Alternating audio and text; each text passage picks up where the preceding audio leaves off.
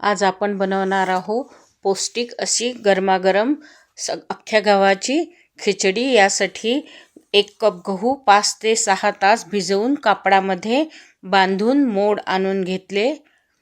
यासाठी एक ठेचा बनवून घेतला। पॅन मध्ये 1 चमचा तेल, जिरे, कढीपत्ता, हिंग, 1 कांदा, ठेचा घालून परतून घेतले।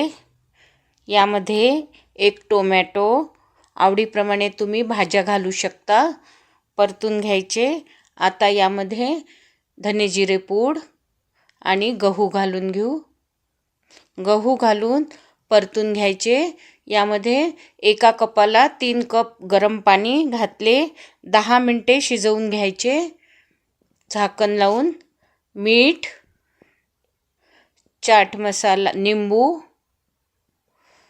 चाट मसाला आणि गूळ घालून परतून घेतले। वरून तूप घालून घ्या। बघा आपली गरमागरम खिचडी तयार।